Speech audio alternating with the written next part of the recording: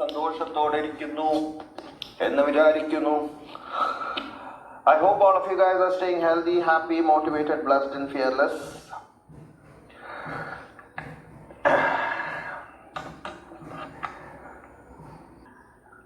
അത് തന്നെ വേറെ വേർഡ്സിൽ ഇവിടെ എഴുതിയിട്ടുണ്ട്. It does not interfere with the net cell reaction.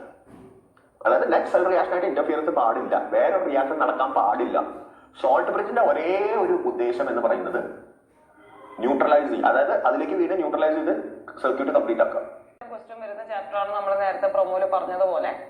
അപ്പൊ ഈ പോളിമേഴ്സ് കെമിസ്ട്രിയിൽ നമുക്ക് പഠിക്കാൻ നമ്മൾ 2 ദിവസം കൊണ്ടാണ് പോളിമേഴ്സ് ഡിസ്കസ് ചെയ്യുക. അതിൽ ആദ്യത്തെ ദിവസം നമ്മൾ ക്ലാസിഫിക്കേഷൻ ഓഫ് കുറേ ആൾക്കാർ ചേർന്ന് ഉണ്ടാക്കുന്നത് കൊണ്ട് ഇത് എപ്പോഴും മാക്രോ മോളിക്യൂൾ ആയിരിക്കും അല്ലെ. മാക്രോ മോളിക്യുലർ എന്ന് പറയുന്നതാണ് കറക്റ്റ് ആയിട്ടുള്ളത്. സോ ഇത് മാക്രോ മോളിക്യുലർ ആയിരിക്കും. വെരി ഗുഡ്, അത് പറഞ്ഞു. അപ്പൊ ഒന്നാമത്തെ സ്ലൈഡ് നമ്മൾ പഠിച്ചു കഴിഞ്ഞേ. രണ്ടാമത്തെ നോക്കിയേ, മോണോമർ എന്ന് പറഞ്ഞാൽ എന്താ? ഒരു സിംഗിൾ യൂണിറ്റിനെയാണ് നമ്മൾ മോണോമർ എന്ന് വിളിക്കുക. സിംഗിൾ യൂണിറ്റിനെയാണ് മോണോമർ എന്ന് വിളിക്കുന്നത്. അപ്പൊ 2 പേര് ജോയിൻ ചെയ്ത